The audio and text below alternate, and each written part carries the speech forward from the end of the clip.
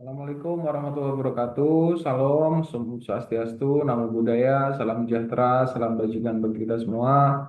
Hari ini akan saya tambahkan satu materi ya pada mata kuliah rekayasa perangkat lunak, yaitu di forensik software. Mungkin beberapa dari rekan-rekan juga sudah familiar. Kita akan berikan satu pemahaman-pemahaman tambahan. Yang pertama adalah mengenai pengertiannya. Jadi forensik software itu adalah perangkat lunak yang digunakan untuk melakukan proses investigasi digital dengan tujuan mengumpulkan, menganalisis, memulihkan, dan mengamankan data elektronik sebagai bukti dalam penyelidikan forensik digital atau digital forensik.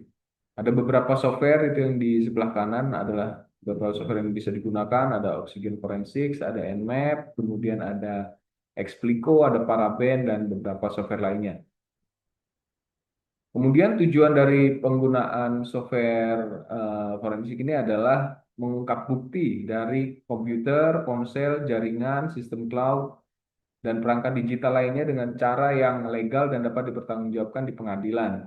Software yang digunakan oleh software-software ini digunakan biasanya oleh analis forensik digital, kemudian penegak hukum, kemudian ada investigator cybercrime, kemudian auditor keamanan. Kemudian tahapan umumnya seperti apa? Biasanya secara umum ada 4 tahap yang dilakukan. Yang pertama adalah mengumpulkan data digital tanpa merusak bukti. Ini apa yang dilakukan yaitu data yang diambil harus forensically sound, artinya tidak boleh berubah dari kondisi aslinya. Kemudian menganalisis jejak digital seperti aktivitas pengguna, file yang dihapus, email, log system, artefak browser, hingga metadata. Kemudian ketiga adalah memulihkan data yang hilang atau terhapus. Ini berguna untuk kasus penghapusan bukti atau kerusakan media. Lalu yang keempat adalah membuat laporan yang dapat dipertanggungjawabkan secara hukum. Output harus dapat digunakan di pengadilan atau proses investigasi resmi. Biasanya tahap ini yang dilakukan secara umum ya. Kemudian bidang penggunaan apa saja yang biasa menggunakan yaitu investigasi kriminal ya, cybercrime, penipuan, hacking, ada audit organisasi atau investigasi internal, ada respon insiden keamanan komputer, ada forensik perangkat mobile, ada forensik komputer, kemudian ada digital forensik di jaringan atau network forensik. Ada beberapa software yang biasanya familiar digunakan. Pada bagian pertama ini ada Ncase Forensik ya. Yang digunakan fungsinya apa adalah analisis bukti komputer, hard disk, SSD, USB, kemudian menemukan file yang dihapus, log aktivitas, kemudian artefak digital. Dipakai oleh kepolisian dan lembaga hukum internasional. Kemudian FTK Forensic Toolkits ini adalah mengindeks seluruh data untuk pencarian tepat, analisis email, database, file multimedia, dan menemukan pola relasi dan timeline kejadian.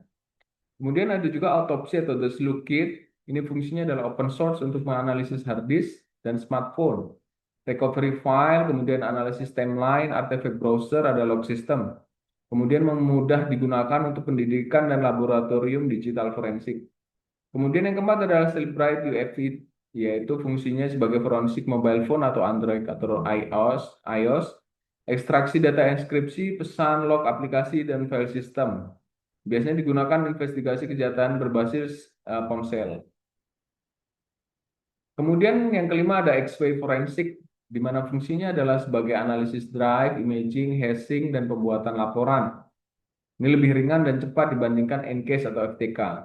Yang keenam ada magnet Casio, fungsinya adalah analisis bukti dari komputer, ponsel, cloud, dan IoT. Sangat kuat untuk membaca artefak, aplikasi sosial media, dan chat.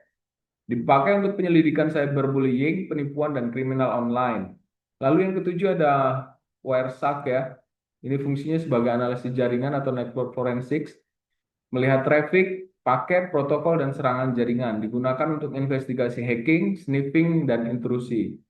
Kedelapan ada volatility, fungsinya adalah analisis RAM, memory forensics, kemudian mengungkap malware aktif, proses tersembunyi, aktivitas rutin, runtime, kemudian penting untuk investigasi serangan cyber real time.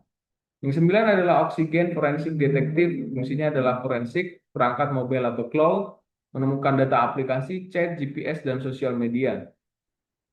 Yang 10 adalah Kali Linux, ada forensic mode, ini fungsinya menggunakan tool forensik tanpa mengubah media bukti. mengumpulkan bukti dari perangkat yang terinfeksi malware ataupun rusak.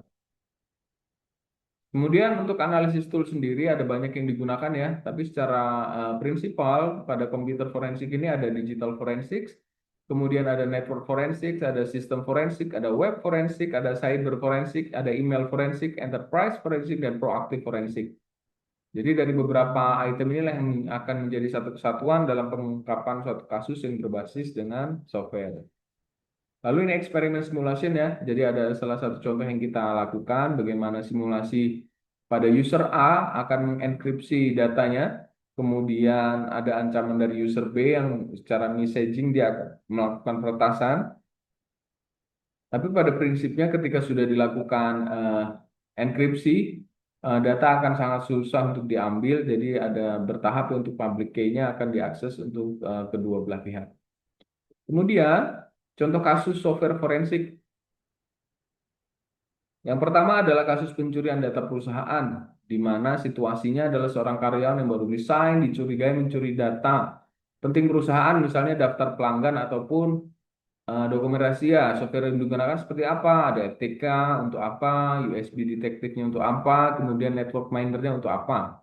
Jadi hasil investigasinya ditemukan bahwa karyawan tersebut menyalin file USB 2 hari sebelum resign dijadikan barang bukti di pengadilan. Lalu kasus pembobolan akun website cybercrime ini sebuah situasinya adalah sebuah website sekolah terkena deface atau dirubah tampilannya. Admin ingin mengetahui siapa yang melakukannya.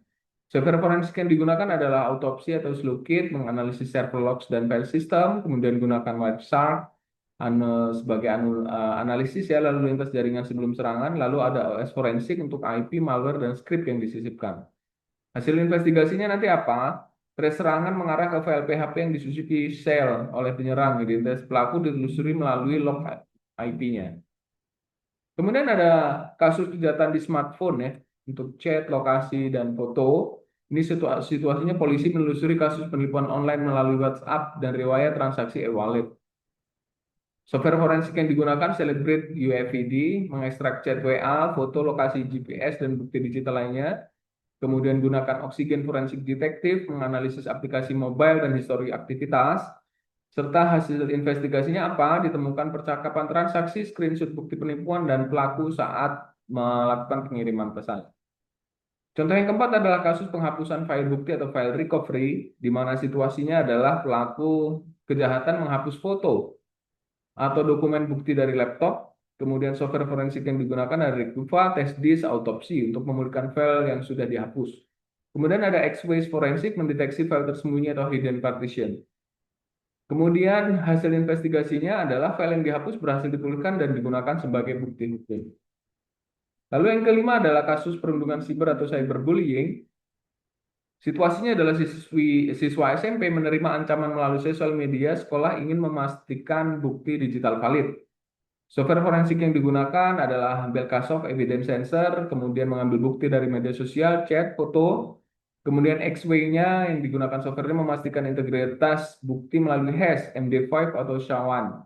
Kemudian hasil investigasinya, bukti chat berupa terbukti asli atau hash cocok dan pelaku dapat ditindak. Yang keenam adalah kasus investigasi penggunaan komputer untuk tindak pidana. Situasinya komputer tersangka disita dan diperiksa karena digunakan untuk melakukan kejahatan digital. Software forensik yang digunakan adalah EnCase, analisis timeline aktivitas monitor, kemudian ada volatility, menganalisis memori RAM untuk program yang sedang berjalan saat kejadian, kemudian menggunakan Kali Linux atau forensic mode untuk melihat log system, malware, dan aktivitas hack. Hasil investigasinya ditemukan skrip program serangan dan bukti login ke sistem korban. Terima kasih banyak, beberapa case sudah kita jelaskan. Semoga menjadi pembelajaran untuk rekan-rekan. Terima kasih banyak. Saya akhiri. Wassalamualaikum warahmatullahi wabarakatuh.